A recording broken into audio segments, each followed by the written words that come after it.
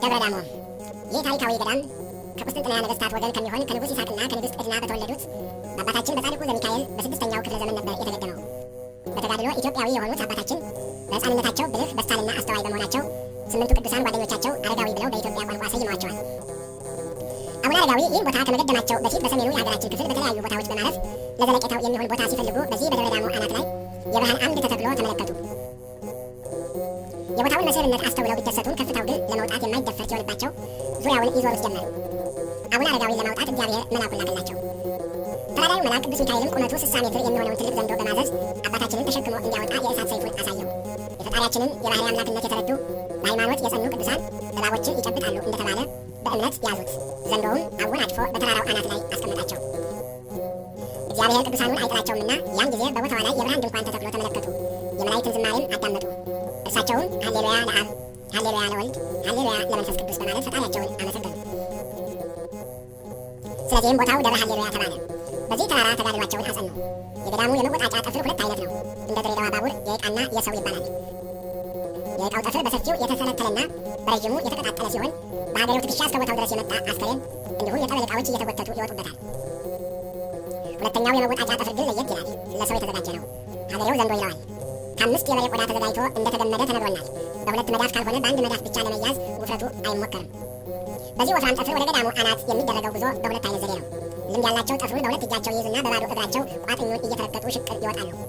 15 ሜትር በጠፍሩ እየተጎተቱ ይወጡና ቀሪውን 45 ሜትር ከፍታ ደግሞ በተፈጥሮ ከተቀረጹትና በሰው እጅ በተደረደሩት 94 አለትና ደረጃዎች በኩራት እየተለማመዱ ነው ከዚህ ታሪካዊ ገዳም መሃል አናት ላይ ጉብ የሚሉት። አሁን ከምድር 60 ሜትር ከፍ ሲሉ ወደ ሰማይ ቀረብ ብለዋል። በቅድሚያ አይነዋ ውስጥ የምትገባው ጥንታዊቷ የእመቤታችን የቅድስት ድንግል ማርያም ቤተ ክርስቲያን ናት። ዙሪያዋን በድንጋይ ካብና የቦታውን ጥንታዊነት በሚያስመሰክሩ ዛፎች ተከባለች። በጣውላ በድንጋይ ካብና በድንግላዎች ህብረት መሰራቷን የምትናገረው ቀረብ ብለው ሲያስተውሏት ነው። በሮቿ፣ ቋሚዎቿና አምደ ወርቋ የቀድሞውን የሥነ ሕንፃ ስልጣኔ ይመሰክራሉ። ስራው 2 ዓመት እንደፈጀ ጻድቁ ዜና ገድል ሲናገር ታላቁ የዜማ ሊቅ ቅዱስ ያሬድም በክብር እንግድነት ተገኝቶ ስብሐተ እግዚአብሔር አድርሶባታል። ደብረ ዳሞ የተባለበትን ታሪክ መጽሐፈ ገድላቸው ሲናገር ለቤተ ክርስቲያኑ ስራ ሲባል ሀገሬው በድንጋይና በእንጨት የተሰራ የመወጣጫ ርብራብ ሰርቶ ነበር። ከበዓሉ በኋላ አፄ ገብረ መስቀል ስለተሰራው ርብራብ መፍረስና መቆየት አቡነ አረጋዊን ጠየቋቸው። አቡነ አረጋዊም እንዲህ አሉ። ዋውሳ አቡነ አረጋዊ ወይቤሎ ዳህምሞ ሎቱሰ፣ እሱንስ አፍርሰው ማለት ነው። ከዚያም በዘንዶ ለመውጣት መታሰቢያ ይሆን ዘንድ ለመወጣጫ የሚያገለግለው ገመድ ይሁን በማለት ለንጉሱ ትእዛዝ ሰጡት። ንጉሱም መወጣጫውን አፈረሱት። እንግዲህ ዳህምሞ ስላሉት ደብረ ዳሞ የዳሞ ተራራ እንደተባለ አባቶች ይናገራሉ። በሁለተኛ ደረጃ ተፈልጎ የሚገኘው የጻድቁ የአቡነ አረጋዊ ቤተክርስቲያን ነው።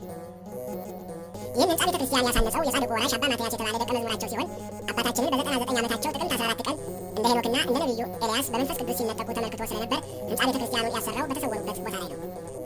በእነዚህ 2 መቅደሶች በአብይ ጾምና በጾመ ፍልሰታ ለማርያም የዘወትር ቅዳሴ ይካሄዳል። በተጨማሪም በዕለተ ቅድስት ድንግል ማርያም በየወሩ በ21 በዕለተ አቡነ አረጋዊ በየወሩ በ14 እንዲሁም በሰንበተ ክርስቲያን ቅዳሴ አይታጎልበትም። በዚህ ታላቅ ገዳም ከ80 የሚበልጡ ደናግል ወንዶች መነኮሳት ይኖራሉ።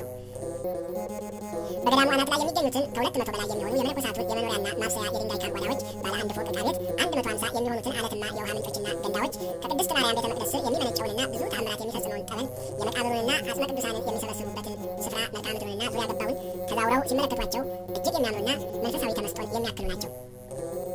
ከተሳቱ ቅዱሳን ያንዱ የጻድቁ አቡነ አረጋዊ ገዳም ከመንፈሳዊ አገልግሎቱ ባሻገር ለቱሪዝም መስፋፋትና አገሪቱ በመልካም ገጽታ እንድትታወቅ ከማድረግ አንጻር ከፍተኛ አስተዋጽኦ አበርክቷል፣ እያበረከተም ነው።